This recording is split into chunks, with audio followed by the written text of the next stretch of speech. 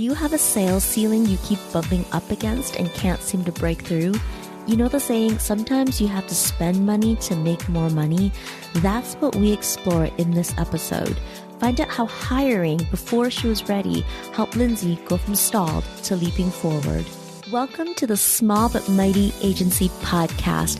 If you're a creative consultant or agency owner who wants to know what the roller coaster ride really looks like to grow your business from one to many, you're in the right place. My guest and I pull back the curtains on the realities of growing and running agencies of different sizes and what it takes to build a team. And if you're anything like me, you want more than the highlight reel.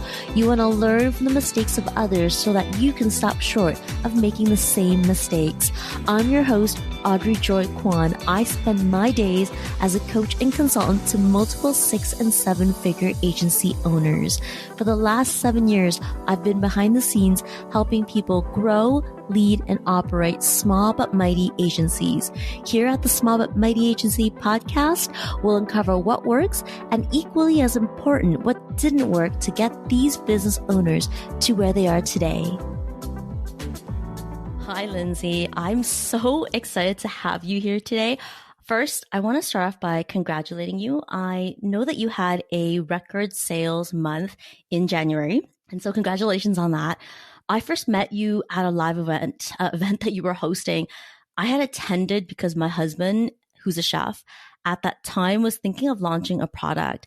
And I was intrigued at your experience and passion for the Vancouver food scene. And I've been a follower of your Instagram ever since. So recently you posted something that is super powerful, and I'm excited to plug into the conversation about sales. You had said that to break through sales goals, you need to hire. And I want to dig into that. But before we do that, tell us about your agency, what you do, and who's on your team. Yes. Oh my gosh. Thank you for having me. So I own an agency in Vancouver called Piquant Marketing.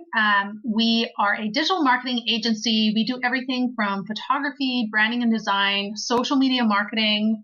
We do consulting. We have online courses, but our specialty is food, particularly health foods. So I used to do marketing at Whole Foods Market, and I would say the majority of my team came from Whole Foods Market. So the best way I can describe it is that if you have a product that is on the shelves at Whole Foods Market, if you would compete with them or if you would partner with them, those are the kind of brands that we specialize in. We're not limited to, but that's really our niche. So yeah, that's who we are. Nice.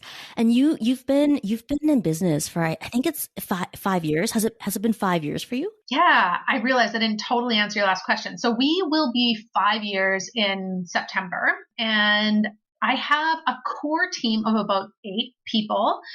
Everyone is remote, and I've got a few people pushing full-time hours, but I manage regularly about 12 people. So that includes like a couple photographers, some virtual assistants, but there's 8 people that are kind of core people that are designers, marketing managers, operations, that kind of thing. Lovely. So you've built your team up to 12 people over 5 years. I want to talk a bit about that. I think something new business owners struggle with is this question of when to hire, and they wait too long to do it. You've spoken about this before, and in particular, how mindset gets in the way. Can you take us back to the year in your business before you made your first hire? Yes. And the thing when I talk about this is because I totally understand why people approach it the way they do. And it doesn't make sense. So basically, I started the business with a partner 5 years this fall, and it was just the two of us. And unless you get funding or you get lucky, like really, I don't know any business owner that makes the money they think they're going to make in the timeline they're going to make. Like when we started, we had these crazy cheap packages, and we were like, we just need 10 clients and we'll like be making more than we were making at our regular job, no problem, right? And then it turns out to be just a lot harder, and there's costs, and things just don't go the way you think they will, and not necessarily in a bad way. It's just you never really know the experience until you get started. And every entrepreneur I've ever spoken with has said, like, I didn't make the money I thought I would in the way I would, which is totally fine. You learn a lot and you will get there. So it was just the two of us, and I think at about a year we were working like full-time hours, and we weren't really even paying ourselves a livable wage. And so the thinking that almost everybody gets into is when I have the extra money, I will hire. And that is how it should go. So I hear so often from business owners that are like, I can't hire a virtual assistant.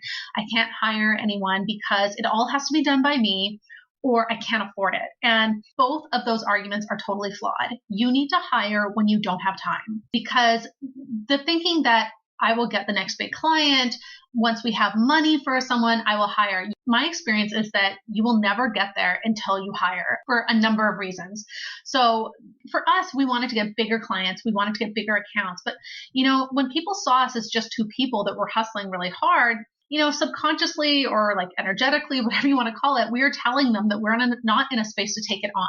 And you're not focusing on like blue skies visions if you are not in a place where you have more time to take things on. So if you are working like 40 hours a week and you think you can't hire, you are wrong. Like, my experience is that you need to hire and the business will come. Like, you really just can't get to that next level until you clear your plate a little bit. Also, I tell businesses you want to act like you're at the next stage. So whatever the next level is for you, whether it be a sales goal, whatever, you need to act and behave like you're already there. And so I know it's scary. Trust me, like, we weren't even paying ourselves a livable wage. I had been like basically living off my credit line for like a year and a half. And we had somebody who kept reaching out and was like, when do you need help? When do you need help? And it was like, you know what? We need help. I need to get more on my plate so I can focus on sales, so I can focus on building. So I totally get it. Like, I had a 3-year-old kid. I was the primary breadwinner. My husband was basically a stay-at-home dad. So to think to myself, like, how am I supposed to take some of my piddly little paycheck at the time and hire somebody? But you have to. Like, you have to. And even if you start with a few small tasks, like, start to get into the habit of having whatever it is that's on your plate now and know what you would immediately delegate. If you can't delegate anything that's on your plate right now, then you can't scale. Really, the only thing that only you can do is basically growing and guiding your business. Everything that's on your plate should eventually be able to be delegated. And that's what I often go off on a rant on my social media, because I hear from people that are just at their limits. They want to grow, but they're waiting for the next step. They're waiting for the sales. They're waiting to a point to hire. And the reality is you have to hire to get to that point. I love what you just said there. You said that if you can't delegate, you can't scale. And so I have found, just working with clients, that oftentimes learning to delegate is in itself a mindset. Right? There's a mindset shift that needs to take place to go from being a doer to a delegator. Right. So what was it like for you after you made that first hire? How did you go from being the doer in your business to becoming that delegator? Yeah. I mean, we start really small. Like, I tell people, just hire a virtual assistant and maybe like farm out engaging on your social media. Like, always be on your social, but maybe you pay somebody to do 15 minutes a day to find new accounts to engage with. Like, just get into the habit of having help there. You can hire a virtual assistant for almost anything. Like, you can have them do paperwork. You can have them find magazines to reach out for, PR pitches, whatever it is. Just like get into the habit of having someone there. Was your first hire a virtual assistant? Is that the first person you brought into your business? It was not. Although I generally recommend it for people that are really tentative, just because a lot of times it's admin work. For us, the first person we hired she was a photographer and a marketer. So she wanted a ton of experience. So I was hesitant for a few reasons. One was I was like, I don't have time to manage somebody. I don't think I can make this a good experience for them. Like, I think when you're a startup, oftentimes, like, if you can't pay somebody or give them consistency or dependency on a paycheck, you have to like be able to tutor them or mentor them, is a better word, to be able to give them an experience. Like, that's sort of the trade-off, right? Is like, oh, you come into a startup and you can't rely on anything, but don't worry, you're going to learn a ton. And so I was concerned about paying her. I was also concerned about giving her a good experience. But you know what? Ultimately, that's not up to you. Like, if they want to work for you, they have their own goals and they have their own purpose for wanting to join you. So she was a photographer and a marketer. And honestly, it was so amazing because I see this with so many business owners. Like, you need to delegate as soon as it's not fun, because the creative juices aren't going to be there. You're not going to take your personal time to like get better. So the first thing we handed off was like, we were doing all the photography. We were doing all the caption writing, and we wanted to have 10 clients. Like, I can't be writing Instagram and Facebook posts every day for 10 clients. I will just like go insane. And so by the time she came on, I was like, this is amazing. And also it just, and sort of set a new tone for us and for our clients. Like, okay, we're growing, we have people, we have assets. And it was amazing. Like almost immediately I felt so much better. And my experience is oftentimes when I hire people that like the money comes in, but I still have problems. Like I still have stuff that I need to get off of my plate, and I'm hesitant to hand off because, I'm like, well, then that means less money for me. But oftentimes as soon as I hire, you're going to bring in new clients. You're going to open space for new things to come in. Right. Because when you hire, what happens is you create more white space for yourself, or space for you just to do the higher level work. In your case, you mentioned that you hired a photographer to come in and do some of the things that you felt that you no longer just had the bandwidth for. You said something here where I want to tap into. You said that when it's no longer fun for you anymore. Can you dig into that a little bit and tell us a bit more about that? Like, how did it become not fun for you? Like, what happened along the way where it became this onerous work for you, and that you knew you needed to hire someone to do it in order to grow? Yeah. I mean, I'm not a photographer. I was even just using my phone at the time. And I tell this to all business owners, like it's time to pass it off when it's not fun. Because the thing about running your own business is, especially in the beginning, like, okay, you're going to be tired, you're going to be stressed, and you probably will be overworked as much as you invest in self-care. Like you have to love it. Like if you're getting paid nothing and you're taking a huge risk, you have to love it. And once something becomes not fun, like it's not worth it anymore. You're like, what are you sacrificing for if you're not even enjoying it? And the thing is, when we started, I was doing the photography and I was doing recipe development. And what changed was I just got so busy, so it's not fun to go in the kitchen and mess around to create a new recipe when I'm like, oh, well, now I have 8 hours of work after this. So if I mess up in the kitchen, I have to start again. The photos are rushed. I mean, it's different if you're a photographer and that's what you want to do, but you're going to get to a point where you get so busy that the things that you always enjoyed aren't as fun because you're rushed, because you're bigger, because you want to go focus on bigger things in your business. And that's not to say that like the tasks aren't fun and that you won't always be passionate about it. Like I'm still so passionate about marketing. It's just when your time is crunched and you're like, okay, in the beginning, I can either write some Instagram posts or take some photos. And then like a year later, I'm like, I can either go write a pitch to get like triple our income, or I have to take photos of like pancakes. Like it's stress and it's not fun anymore. Right. So as an entrepreneur, we all know this, what we want to do is put our attention on tasks that we know will help us grow our business. And so in order to do that, bringing someone to help fulfill some of the work creates that opportunity. And it sounds like in the last couple of years, you've been doing that and practicing that, because you now have a team of 12 people. That, going from one person and having perhaps what I think would be even a mindset block in the beginning. I think that's what it really comes down to in the beginning, making your first hire. It really is this mindset block that happens, and you come up with all these reasons of why you shouldn't hire. And then what happens is you hire and you realize, oh my goodness, why did I not do that earlier? Yeah. And once that happens, the floodgates open. You're like, when am I going to get the next hire, and so I can create even more space for myself? At some point in time, the team gets really big, and then you've got other challenges once the team gets bigger. So tell us a bit about your team of 12 now and how you manage them. Yeah. So there's definitely, as you said, like there's different stages of hiring, and like I love managing people because I love people. I believe in them, and I like if you're on my team, like I love you, and it's probably annoying. Like I genuinely want you to succeed in life. But when you there's definitely different stages of hiring. So when you start, I mean, again, if you've got a ton of funding, this is going to be different.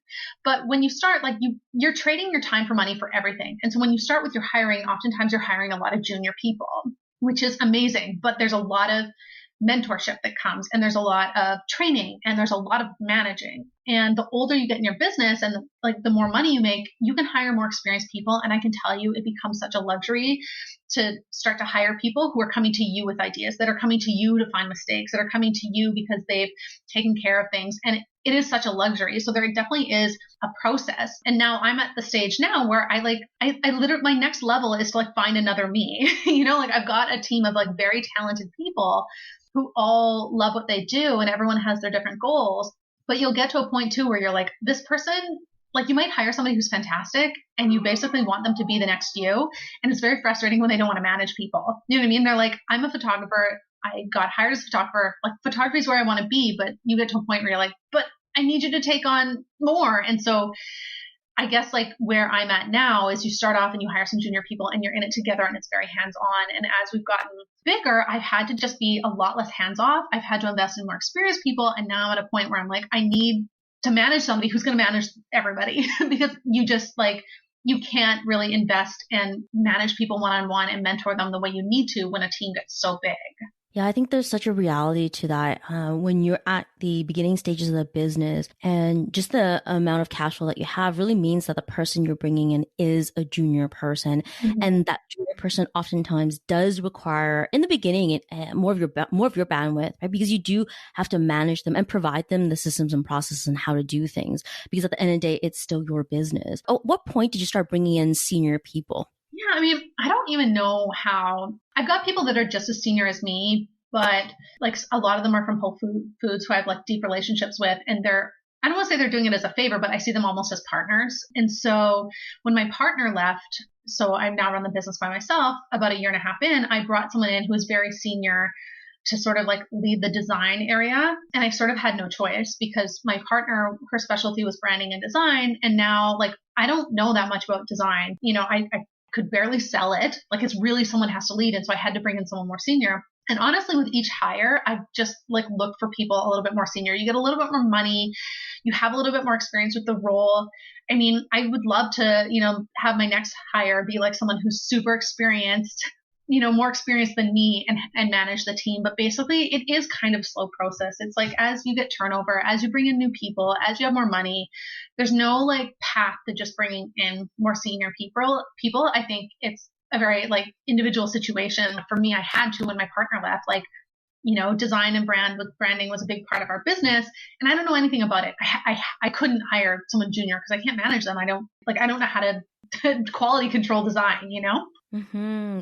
Yeah, because I think your business is made up of different service offerings, right? And so what I hear you say is that there are certain areas where you need to bring in the expert to have that kind of final eyes on the deliverable itself. Yeah. When it comes to building out your senior team right now, who is on your senior team? So I have, I guess, like 3 or 4 core people. Emily and Jeff are my lead designers. Emily came on first, and both of them were my designers at Whole Foods Market. I call Whole Foods Market like my marketing boot camp. The thing about running your own business too is it can be difficult to find people that are going to be honest with you, that are going to like really be clear on like the pulse of how the company is going, whether they're unhappy, whether they're stressed. Like you become a boss and an owner, and all of a sudden like people feel like they can't share things with you, you know, because they feel like they can't, or they, you know, they're worried that they're going to lose their job, or because how things go in corporate world, that just isn't it, right? And so a lot of my senior people, almost all my senior people are from Whole Foods because I can trust that they're going to be here for the long haul and that they're going to be so honest with me. So I have 2 designers, both from Whole Foods, that are quite senior. Lynn is our operations manager, and I basically brought her on to quote unquote be the mama bear. This is like when I was like, I've just got a bunch of odds and ends. I don't have time to check in on people and see how they're doing. I need you to come in and basically be a virtual assistant, but also a manager. Like I need you to just check in on people, make sure things are doing right, see how they're doing, how they're feeling, and basically like do a lot of odds and ends, but sort of like a general manager. So she's sort of like HR and operations. And then I have 2 senior marketing managers, Shauna, who's from Whole Foods, and her specialty is brand partnerships and community outreach. And then Fiona, who does photography and marketing creation. But I would say that like Emily, Lynn, and Shauna are the ones that I sort of like check in, particularly Lynn and Emily, where they are the ones that I'll actually check in and be like, okay, I have this idea as to where the business should go. How do you think people are feeling? How do you think the workload is? So I mean, I guess a kind of convoluted answer. I think it's going to be different for everybody if you've got like a board of directors or advisors or mentors, but there's a few core people in my team that sort of do that for me because I think it's really important you can't have people be unhappy and have everybody quit at once. Like I always say, when I want someone to leave, I want it to be because they're going to another amazing opportunity. Like if there's something I can fix, amazing. But I'm very aware of like the limitations of a startup in terms of being able to pay people and hours. And so if they leave, I want it to be because they're going on to something amazing. So that means like just knowing how my team's doing. What I really love hearing you say is this, it's that, you know, you're starting to build for yourself a team of people who you feel you can trust their thoughts. So I think that's what we really want as entrepreneurs. We want to have a team of people who are coming to us with their great ideas, and we trust that they've done their due diligence, i.e. critical thinking, before they've come to you with that idea. And it sounds like you're at this place where you have those critical thinkers in place, and it's a nice place to be. But like you mentioned, you're in the space now where you feel that you want to clone yourself. You want to clone yourself, and by cloning yourself, you're going to be able to take that business into the next phase or the next level. And I think this really circles back to a question that I had for you when I was on your Instagram and I saw the Instagram. I think it wasn't a reel. I think it was an Instagram video post that you had put up, and I thought to myself, man, like there is this big connection between hitting your sales goal and this relationship to hiring. Can you tell us a bit more about that, using maybe some examples like you had in your business where you've hit sales goals and its relationship to hiring? Yeah. So, I mean, one thing I don't like is when I see on social media and people like simplify, because I think when it comes to hitting sales goal, like there's a lot behind it, right? There's like, years of work and building relationships with your community and things like that. But I do think you get to a point where you hit a wall, and then some small tweaks to what you've already built can help you reach those goals. So I realized, basically when we first started, we had a sales goal, a monthly sales goal, and it took us 2 years to hit it. And I thought we were going to hit it in like 4 months, but that was, I think, just starting a business and not being realistic about like how easy it is to get new clients, the cost of onboarding, and just like, if you've never run a business before, you sort of don't know the ups and downs. So it took us 2 years to hit our first sales goal. And then I had another sales goal, and like, again, we just like couldn't get close to it. And I couldn't figure it out. And I was really frustrated because I never said no to business. I felt like we were building a really great reputation. It felt like we were bringing on new clients, but for some reason, I just couldn't get close to it. And it was really frustrating. I was like, we should have blasted past this goal a long time ago. And I realized that I had I did a few things differently, but one of the big ones was like acknowledging my mental blocks. And I realized that once we got close to that next sales goal, I would start to stress out about quality control. Because the thing is, with a business like mine, if it's a product, maybe it's a little different, but when I sell clients, I'm selling them on my abilities, right? Even if I'm delegating to my team, if I'm in a sales meeting, if I'm going over our sales deck or showing our work, like I'm really selling them on my experience, even if somebody who is less experienced is executing it, right? Like it's my face, I'm responsible for it. And so I realized that when we got close to this sales goal, I would stress out. I would start to worry about quality control, and I would worry that we were taking on too much and that we couldn't put out the type of work that I would be proud of.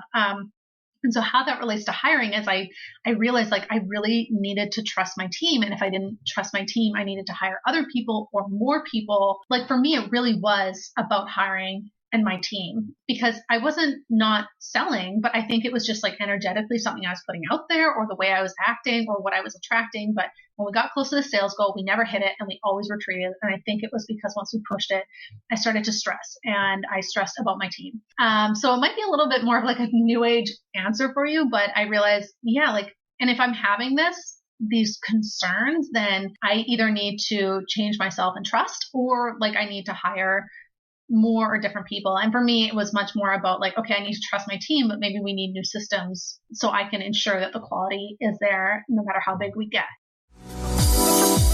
Before we get back to the episode, I want to invite you to the free Strategic Connections Roundtable, where creatives, consultants, and service-based business owners can meet new business connections without the awkwardness of traditional networking.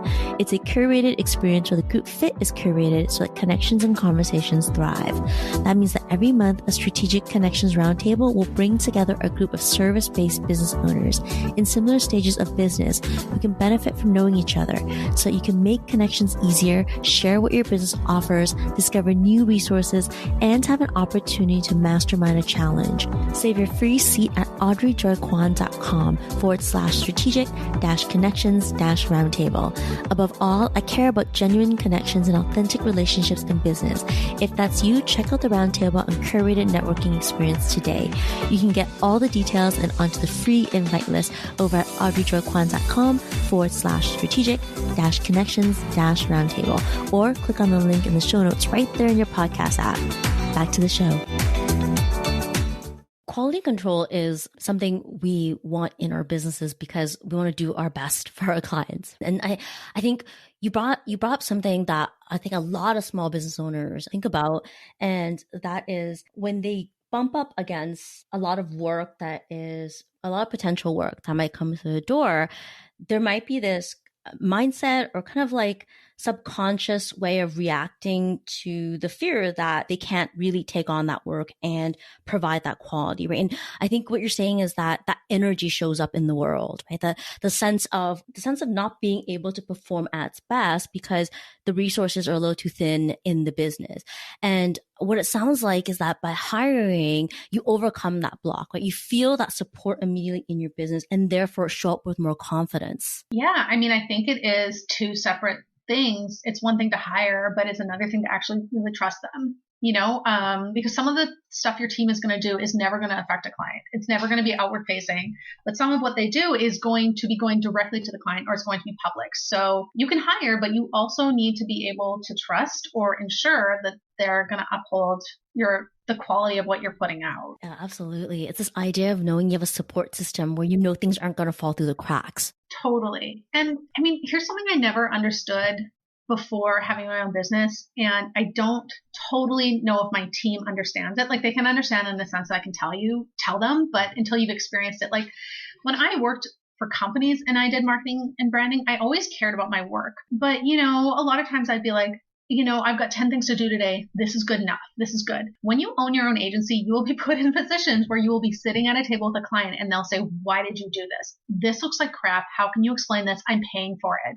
And there's just a lot more on the line when you know that you could be put in that position where you have to explain yourself or explain your team's work. And not to say my team doesn't do good work, but I know from experience that is a very real possibility. And so if I'm ever in that position, I want to be able to speak from a place of like strategy. We took this decision because I can never be in front of a client and be like, this is in our contract and I billed you this amount and we just put this out here because, or we made this mistake without thinking, So I think for team members, being responsible for your work on your own in a company is just a lot different when it's your own company. And so I know my team might think I might be a bit of a hard ass, especially with social media. You're like, it's an Instagram post. Who cares about a hashtag? It's like, well, let me tell you, I would rather be a hard ass now than have to sit there and kind of embarrassingly explain my mistake. Mistakes happen, but in terms of quality control, you're going to be in a position where you have to like sit and explain and even defend your work sometimes. And that's just, the stakes are higher. When you own an agency or when you own a business and you're the face of that business,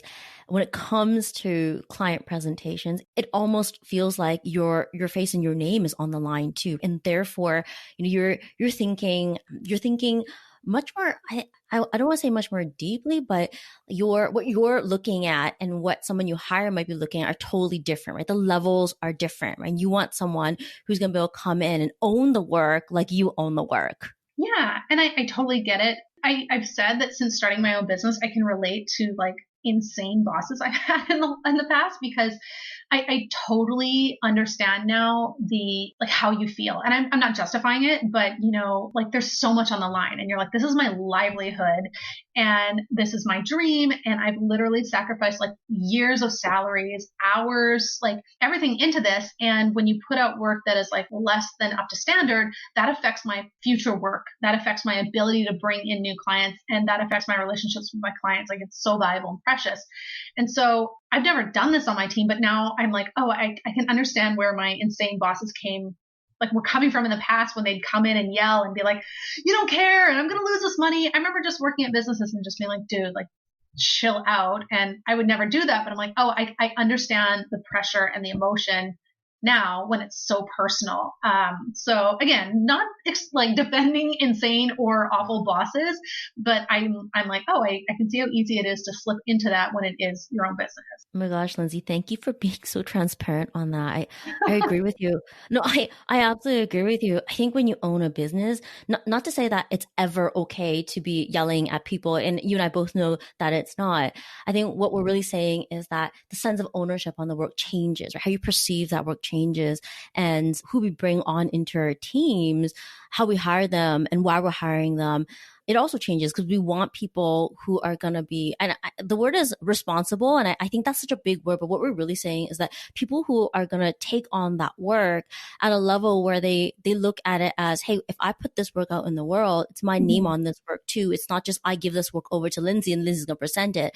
And then if heck comes back, Lindsay's going to take the heck, right? So it's, that's who we ideally want on our teams. And I think that's what we all strive for, is how do we find those types of people? And I love what you said, because I think that one thing you said in this call is that the relationships that you've built in the past, so the work that you've done at Whole Foods, you've been working with or have worked with people who you trust and know that they produce work that is of that standard. And so because you've had these long-term relationships, you felt it was easier, and I don't even know if easier is the word, but there was definitely this less sense of risk, maybe I would say, to bring them on because you had worked with them before and therefore they were vouched for. Totally. And like, here's another thing that, when you work at a company and you manage people, like, you can be friends with people you work with at a company and you both might like roll your eyes at your director or the VP or the president together, but I think too, it's really difficult. And they say that entrepreneurship is lonely, and that doesn't have to be the case. But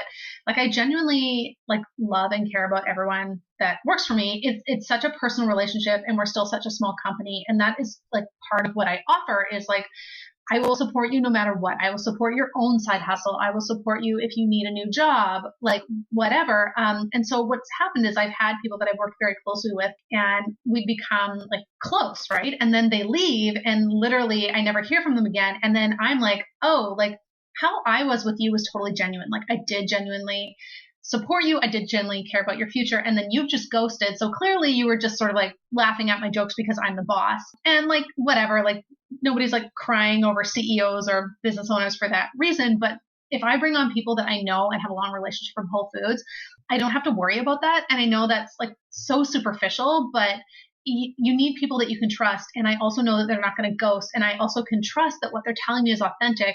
And I guess what I'm saying is like, if somebody was just sort of like laughing at my jokes or texting me funny things at night because they felt like they had to because I'm my boss, what else were they not being honest with me? Was like, were some of my ideas crap? Was something else a bad idea? Were they stressed, So yeah, it might be lazy for me to bring in Whole Foods people, but I also know they're super experienced. But I also know that if I'm having a vulnerable moment or need like real feedback on the direction of the company or client decisions, I also know that they're going to be honest with me. So anyway, just like, I don't know if that makes me seem a little like needy or whatever, but that's part of it. No, I don't think that makes you sound needy at all. I think it's actually human nature that we want to surround ourselves with people who are going to give us the honest opinion. It's human nature to me. And as a person who owns a business as well, I never want to bring someone on who's not going to tell me the truth, because even though I lead my company and you lead yours, I think we both know that we're people. And because we're people, it doesn't mean we're always right? And so having and surrounding yourself with people who are willing to come to the table and be authentic and provide you real feedback, that only makes you a better leader. Totally. And I understand, because I think I've worked a lot of, and when I say corporate jobs, like, yeah, they're in the food industry or wherever, but jobs at really big companies, traditionally feedback is not really rewarded. Like, this is your job and this is how we do it. And, your feedback is sort of above your pay grade. Like, these systems and processes and what we do have been decided by people very high up. And so I also get where people are like, it's not my job to give feedback, and that's not something that's going to be welcome, no matter how many times I say I want the feedback. I understand why a lot of people that come in aren't in a place to just like give feedback or tell me when something needs to be better or that they're unhappy. We know that you've been hiring, and through the hiring, your business has been able to grow. I'm also interested to understand, outside of hiring, what else have you invested in your business that have helped you to grow? And in particular, I know you hit that record sales month in January. So is there anything that you've done in your business that you can attribute to that outside of hiring? Yeah, I mean, my business totally changed when I started to invest serious money in coaching and masterminds and online courses. And when I first started, I was really resistant because to me, it just felt like a pyramid scheme. I was like, why do I have to pay somebody like $10,000? I know how to do marketing or whatever. I was reading blogs all the time, but I think that there's so much to be said for like mental blocks, or when you get paired with a coach, like they level up your connections. They help broaden the way you're looking at things. They're going to push you. And so every year I seem to be spending more and more money on masterminds and coaches. Like for instance, the first thing I did was I hired a business coach, and I think it was $1,500. And I did not have $1,500, but I felt like I needed to do something or I was going to like shut the business down, because I was just stressed, and I was like, I'm stressed when we're busy. I'm stressed when we're slow. Why am I doing this? And I hired a business coach, and I immediately made 3 times that money back, because what she did is I ended up like duplicating that. And then also she taught me how to like bring in money quickly. And then the next summer I did a Facebook mastermind, and I really upped my skills in terms of social media ads. And so I was able to offer that as a service. And now I'm in a Google mastermind, and I'm also hoping to do a YouTube mastermind. So that's really been a game changer in terms of being able to not only offer additional services, but then go back to my clients, my community, and be that sort of in between. Like, oh, you're running ads. We're running ads for you. Don't worry. I can actually like get in touch with somebody at Facebook or a Facebook ads expert to look at your ads together. So it was something I was really resistant to, but honestly, like putting that money in to level up is just, it's invaluable. And I haven't found anything like it. And I don't know why I didn't do it sooner, except that it's like hiring, where you're like, oh yeah, when I have an extra $5,000, I'll do it. Well, you're never going to have that money.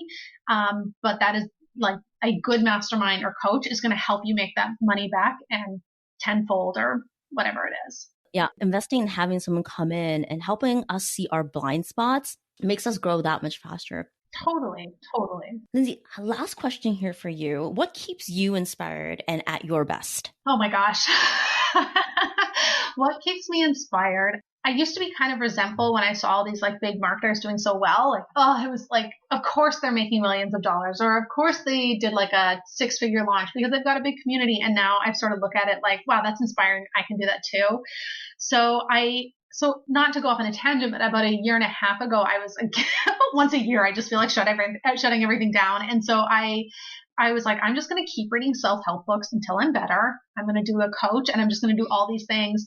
And so to keep myself inspired, I just do a lot of meditating. I like read a lot of spiritual books, and all of this is to say, like, I just really, really focus on like my goal and what I see for myself. And I used to be really, really bad at celebrating my wins, especially with an agency. Like if you get a new client, oftentimes you don't actually see that money or know what your profit is for like months later. So you sign someone, you bill them 30 days later, and then they might not pay for another 30 days. And so I used to sign new clients and be like, well, I'll celebrate in 2 or 3 months when I reach my sales goal. But then by then I've like spent it in new ways, or I've kind of forgotten about it. And so now I'm really good at like, okay, so the last thing I did was like, okay, if I sign 2 new clients or whatever, I'm going to buy myself a BTS shirt. And I did. So now, I guess the things are being really clear on my goals, meditating, and making sure I also like just really celebrate the small wins. That's something that I'm learning along the way, is to stop and celebrate the small wins. When we wait for those big wins, I think you're right. Like we lose sight of the small things, and sometimes something as simple as buying yourself, like you mentioned, a t-shirt, it helps because it reminds you that you did something amazing this month. Yeah. People never do. I feel like, and that was another thing too, was I really focused not just like any job. It's not so much what you do, it's how you make people feel, which I think is like a Maya Angelou quote. But a big game changer for my business was not only like being good at my job, but deciding that I was going to be the cheerleader for my clients. And I can tell you that I have yet to find a business owner that like properly acknowledges or celebrates their wins, except for myself now. So I like, whenever I tell people, I'm like, think about where you were a year ago, because it's such a long journey and you make so many sacrifices. And oftentimes by the time you get to your big goals, you're like, yeah, well, my costs are bigger or whatever. And it's like, no, you have no idea what you've accomplished. I need you to take a moment and celebrate it and acknowledge it. So yeah, I'm all about that. Amazing. Lindsay, thank you so much for sharing about how you've grown your business. Tell the listeners where they can find you online. Yes. So Instagram is where I am every day at Piquant Marketing. We also have a YouTube, which is all about like influencer marketing, social media marketing. And you can also head over to our website where you can see our online courses. You can also book I'm not sure how much longer I'll have this on my website because it's getting really busy, but you can book a free 30-minute consultation with me if you just want to talk about your marketing, talk about the things that we do, and you can do that on piquantmarketing.com. Amazing. Thank you so much, Lindsay. Thank you. Thanks for listening to the Small But Mighty Agency podcast. If you enjoyed this episode, please leave a review on iTunes. It would mean the world to me. Or send a screenshot on Instagram while tagging me at Audrey Joy Kwan.